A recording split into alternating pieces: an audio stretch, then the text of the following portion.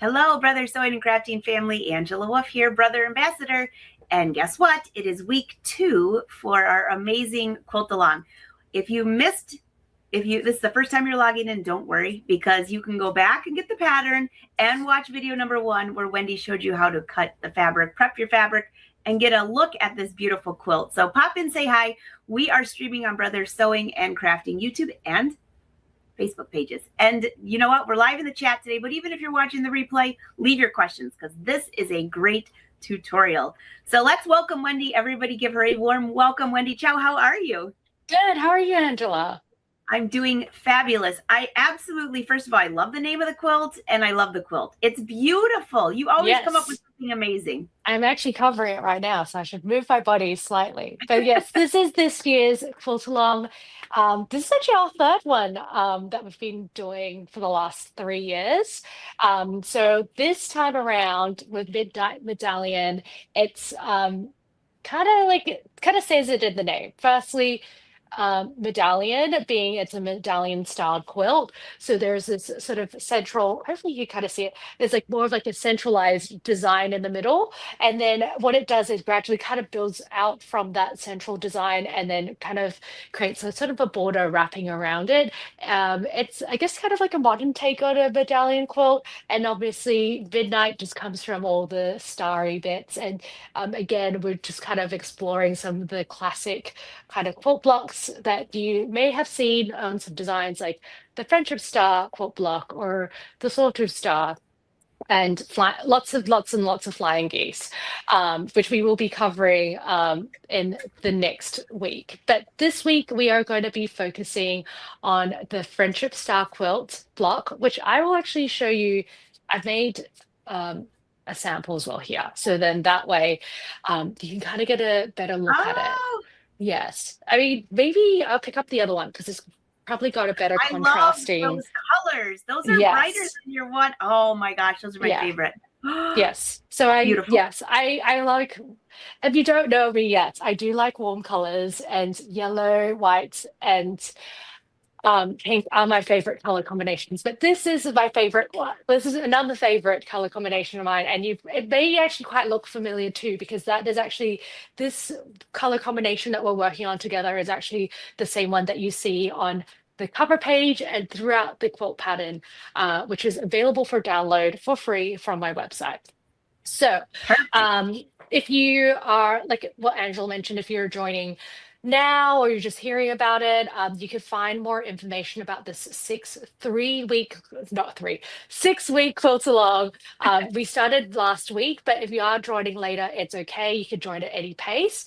And also, if you are new to quilting or you don't know too much about it, again, this quilt pattern, it's really written for, beginners in mind as well. Like there's a lot of detail there, but also over the next few weeks as well. And you can always come back to this recording and you can see sort of like the little steps that, you just want more of a visual to kind of like see how it looks like when it's done in person. Anyway, so the final quilt design is actually a 60-inch by 60-inch square. So let me just show you how it looks like in person.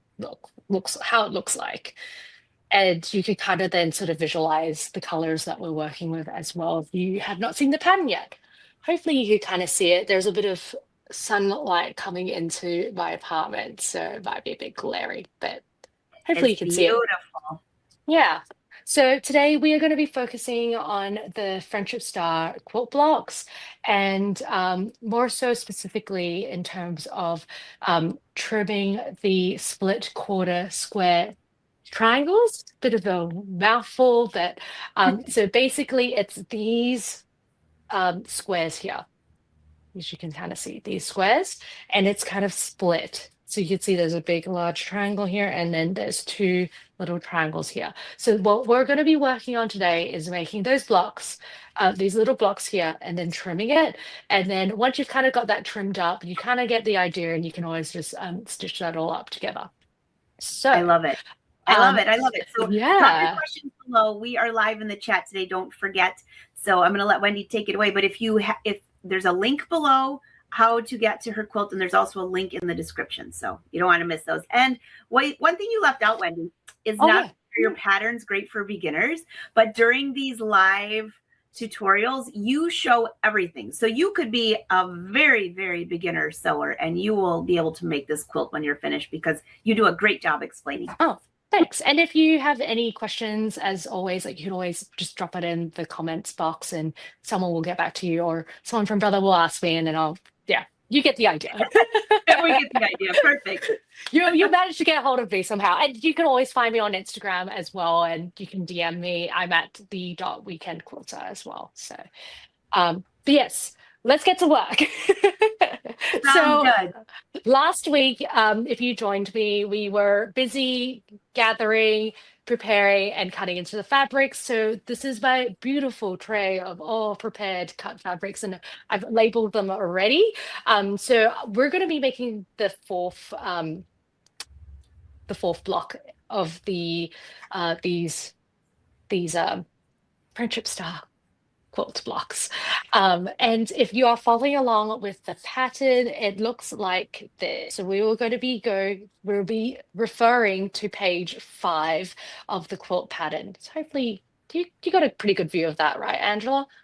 Oh, we can see it great. Thanks, Wendy. Wonderful. Cool. So we are going to be making the split quarter square triangles today. I'm going to be making the combination of A, B, and D. A, B, and D meaning fabric A, B, D. Very creative. So for this particular pattern, it says that I'll need A3 triangles. So I've got that here. And I'm going to need B2 triangles, which is the big orange one. And then I'm going to need these smaller triangles, which is these, yeah, D2 triangles. So I'm going to move this aside. And I'm also going to move this here. So here we are. And if you're wondering, like, why B, why D, why A? It's because the letters are just, the refers to the fabric color. And also, if you look at the quilt pattern as well, if you're cutting and whatnot, there's the dimensions listed here. So I do highly suggest that you do label your fabrics. I forgot to also mention last week when I was cutting as well, I do keep a little fabric swatch card too to keep you organized as well. So I've kind of like got little scraps from cutting the fabrics, or before I was cutting the fabrics, and then what I'll do is I'll stitch it onto like a hard card stock paper, and then that way I know which fabric is what. But this is for the sample quilt that I have on display.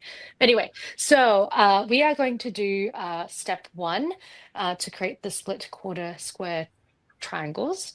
So I'm going to need a 3. I used the C2 as an example, but really you're just replacing C2 with D2 and that. So make sure you do also refer to the actual pattern and just double check that you had them organized in the correct order, because what I did the first time was actually had this switched around and it completely changed the look of it.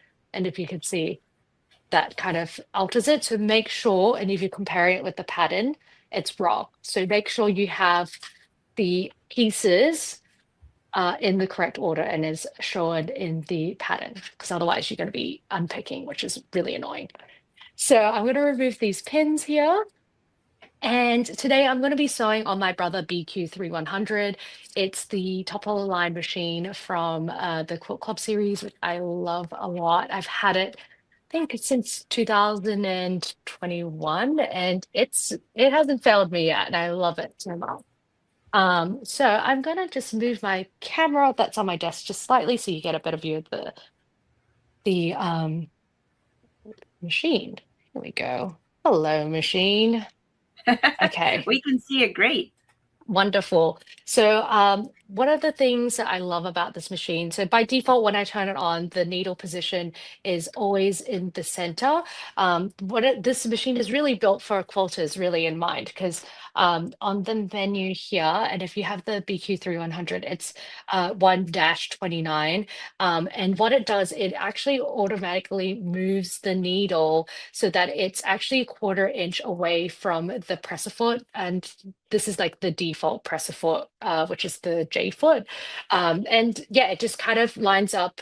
So it's a 1/4 inch away from this presser foot edge. And usually what I do is I line up the raw edges of my fabric with that edge of the presser foot. So then that way I have a 1/4 inch seam allowance and there's no guesses. And in quilting, we typically sew with 1/4 inch seam allowances, unless the pattern says so, which we will be talking about scant quarter seam allowances in, I think it was like week 5. But not to worry, we are going to be just focusing on these beautiful triangles today. So I am going to line up the raw edge of this. You can put pins. I'm a bit of a wild quilter and I don't use pins. So I'm just going to do this. And so you don't need to reverse stitch at the beginning and the end of the seams as well for in quilting. And also because that's a lot of work too, because you'll be piecing a lot of things, especially if you got working with like hundreds and hundreds of triangles. Anyway, so after that, I'm not going to cut the thread, and what I'm going to be doing is then feeding the next set of pieces of fabric together. And again, it's right sides together. It's a little bit different when you're working with solid fabrics because there's no sort of like definitive wrong or right side. So what I've got is these two triangles, right sides together, and sew it. So I'll lift it this slightly and sew away. And then with chain piecing, which is what I'm doing, and I'll pull it out when I'm done with piecing this set, is just a faster method with piecing because you're not like stopping and starting by like cutting the thread, lifting the presser foot, putting it down, like, and removing each piece. And also it does save the thread too, because you're not pulling the piece of fabric, the sewn fabrics out of the machine, if that makes sense. So, oops. Oh, so we don't need to reverse stitch. The beautiful thing about the Brother BQ3100 as well is the cutting button. So I just hit that, and you can use the presser foot as well with just a button, and that's it. So this is chain piecing, so everything's all kind of like chained up.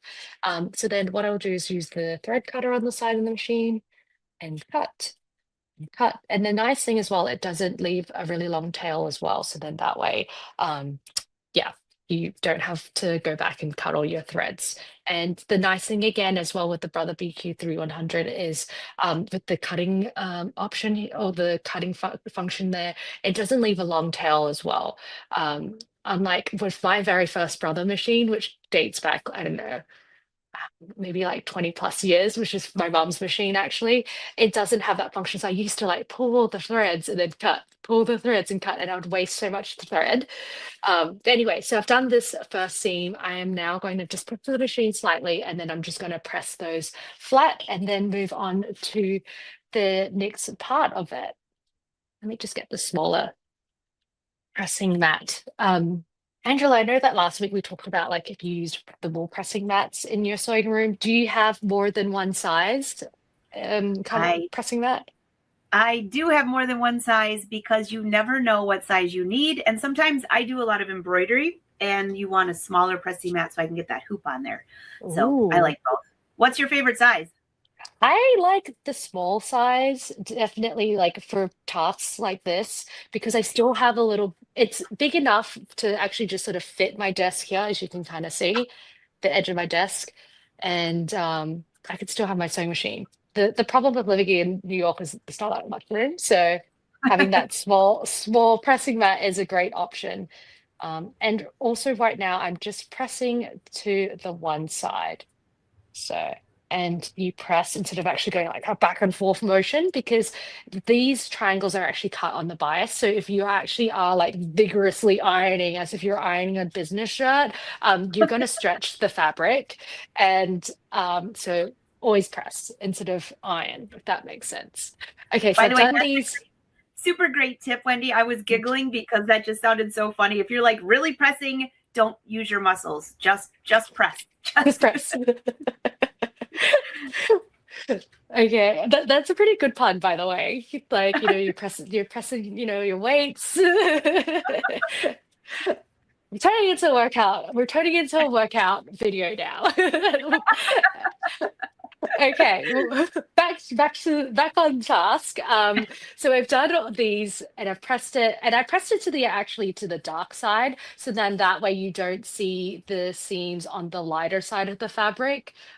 There's no wrong or right way in pressing as well. You can always press the seams open, but personal preference, I like to press on the dark side. There comes the Star Wars jokes.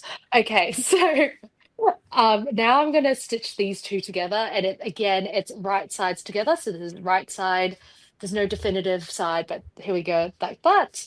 And then I kind of like them all organized and ready, set to go, to stitch these up. So I'm going to stack these up and then move my sewing machine back so you get a great view of that. I don't need to worry about the needle position because it's all set. And then you could then match. It doesn't have to be completely perfect, but I kind of just sort of match the center, the points together here. And obviously kind of make sure that the raw edges are lined up as well. So again, it might be easier to pin it, but I am a bit of a wild quilter and don't I tend to not to use pins. And again, it doesn't have to be completely perfect because we are going to be trimming this as well. So, all right.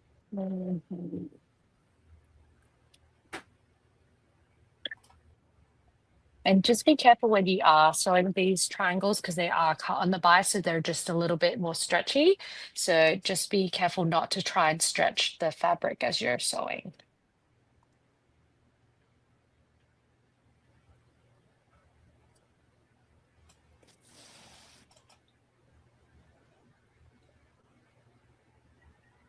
I'll just sew two of these, and I'll demo how to trim these raw edges so that they're all actually to the measurement of the pattern requirements.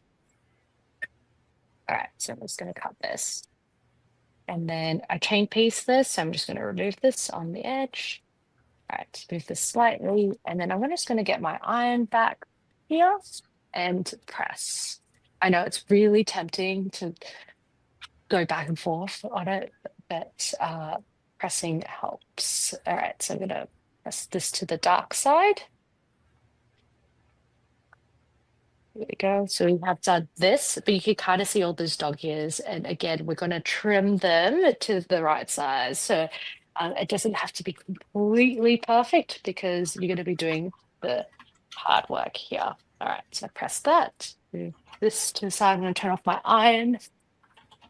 Okay, and then I'm going to grab my rotating cutting mat because that is my favorite one. Actually, here we go. I did bring it out. It is here.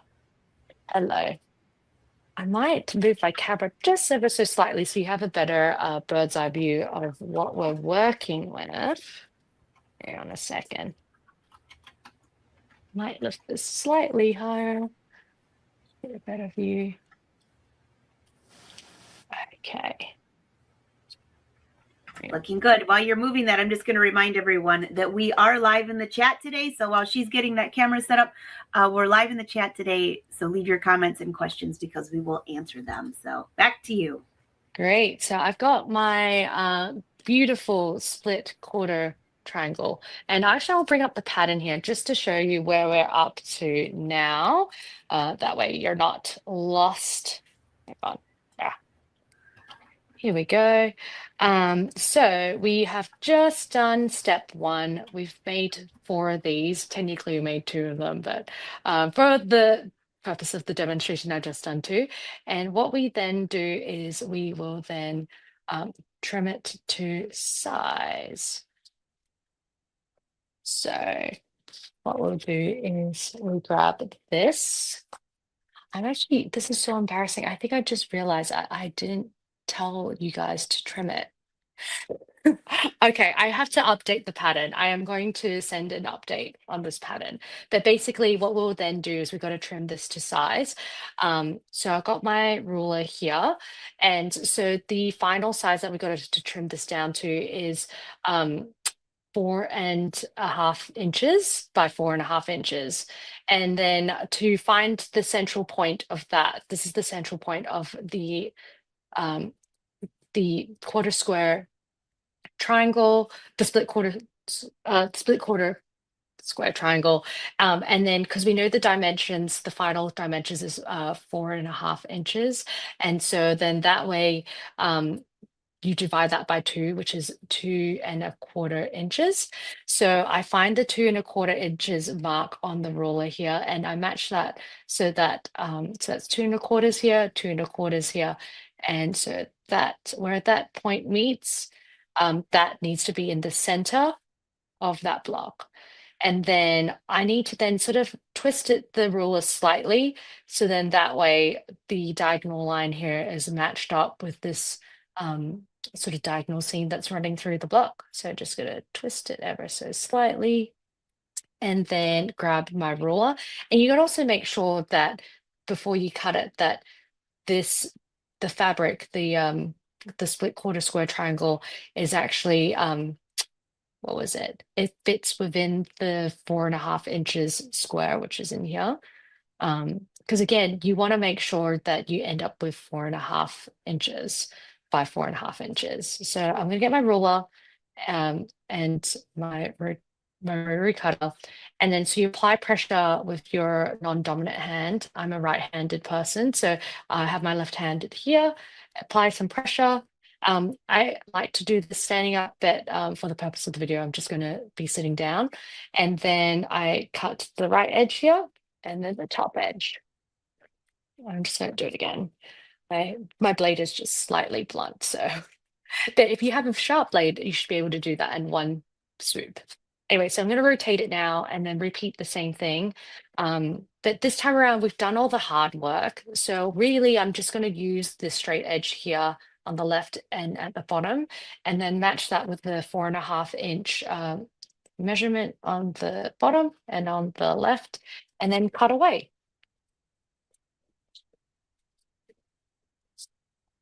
And then there you go. So you've got this beautifully trimmed split quarter square triangle. And that's the first one. I'll repeat it again just so that you can see.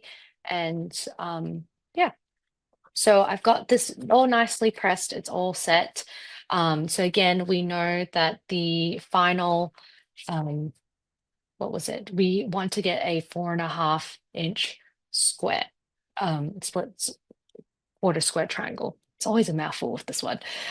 So then we want to find the central point relative to the measurement, the final measurement, which is 2.5. And we know, sorry, 2.25. And we know that it's 2.25 because it's 4.5 divided by 2. So 2.25 mark, and we're going to find that, match that with the central point here. So 2.25 here, and then that matches up here in the middle.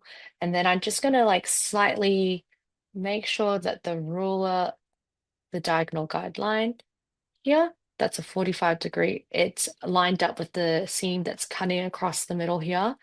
And I just want to make sure that it also sits within the 4.5 inches, which is great. And then what I then do is get the ruler and the rotary cutter and then cut the right and the top edge, remove this, and then rotate. And then repeat. And then, so like I said, we did all the hard work with all the sort of measurements, like, the central point, the 45-degree angle. Now we're really just measuring the 4.5 inch square from this nice clean line on the left and at the bottom. I've got 4.5 inches at the bottom, 4.5 inches on the left and cut on the right and around the top. And that's it.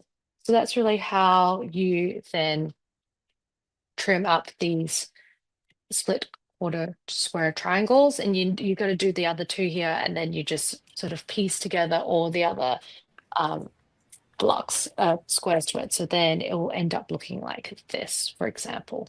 So that's the Friendship Star quilt block. So yeah. So simple, so easy. Okay, Wendy, I don't know. I'm going to have to ask in the chat so I can read this during the live. Mhm. What colors is that? I want to know what colors everyone's choosing for their quilt. So, just out of curiosity, for someone who maybe wasn't here last week and hasn't started cutting yet, they haven't downloaded the pattern, what is the ideal? Like for you, what would be your favorite amount of colors that you like in a quilt? Do you have a general version that you go with? Like you start with 10 and then maybe take away or add to? Yeah, so usually what I do is I start off when I'm designing a quilt, I start off with two colors, so black and white, and then I kind of then gradually work backward, not backwards, but you just start adding colors and whatnot. And sometimes I might be given a brief where like I have to use a particular fabric collection in mind. So then, for example, if the collection has like 10 prints and I want to make sure that I do use all 10 prints, then I kind of just sort of fill in the gaps and spaces and whatnot. But I tend to, I guess if I'm doing a multicolored quilt, I tend to just stick with like maybe like anywhere between 5 to 6. It really just depends on the design. Yeah. Just out of Yeah. curiosity, because I know when I'm picking fabrics, especially Mhm. when every time I follow along with your quilt, I'm always so intrigued by so many different colors. And then I'm like, oh, it's too busy. I love what you have right there on your table. Those are actually some of my favorites. Yeah. Actually, I didn't, I think if you go to my website and then there's a blog post on like everything that you need to know about the quilt along, there should be a digital coloring page for this pattern. So if you click on that link and then what you could do is just play with the different color combinations and you can kind of like go from there.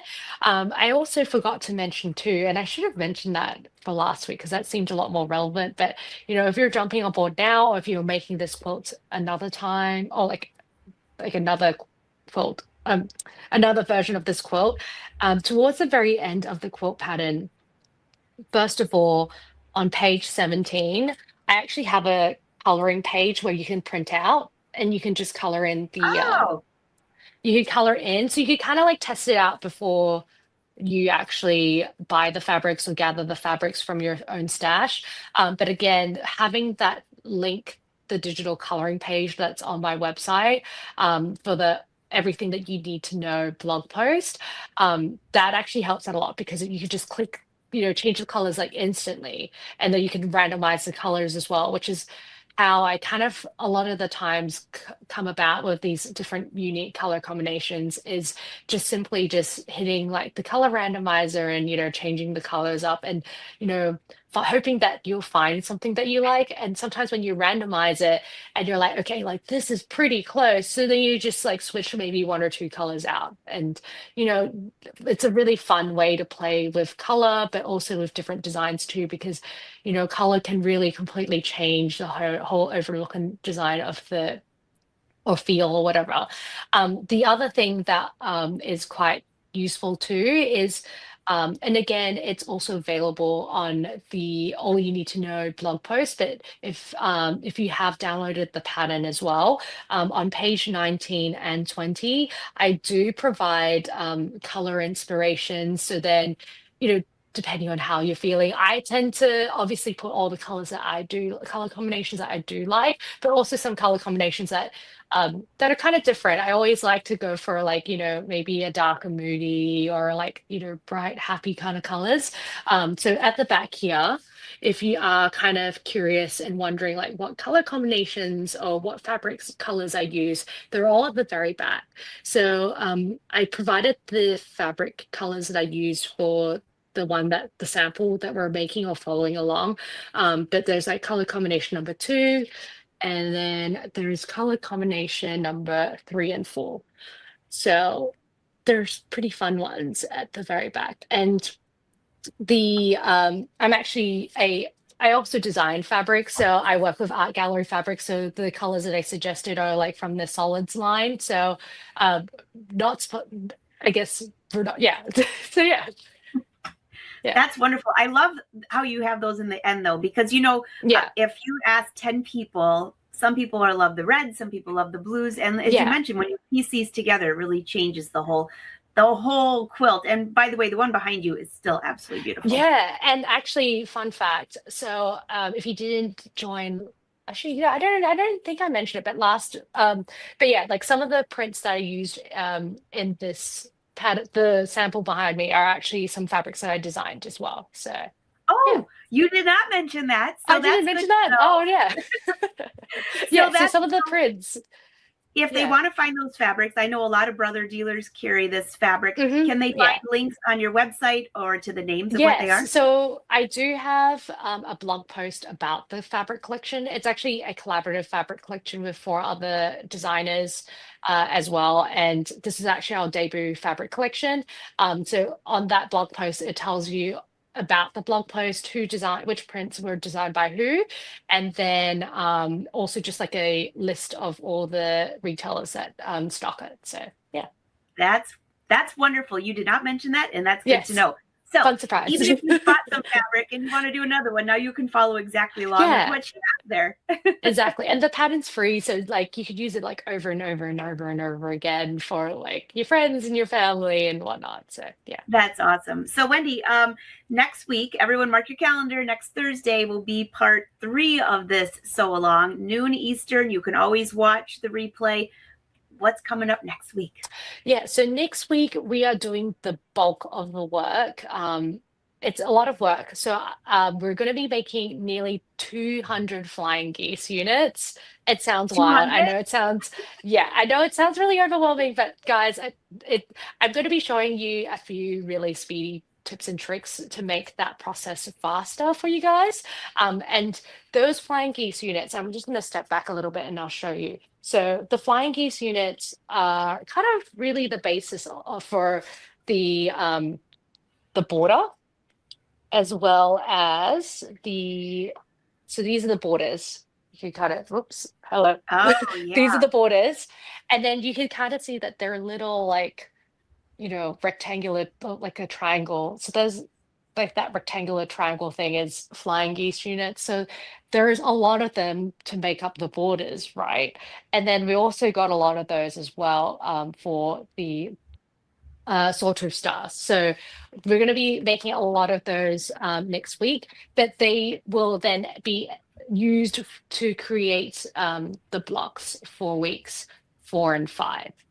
So whatever you're doing in week 3, it will work towards 4 and 5. So don't feel that all that hard work is going to waste because trust me, it's going towards something. So I'm hoping that next week when I do share those speedy tips, it will make it faster, but also a bit more enjoyable as well. And you can use it for like future projects too. So yeah.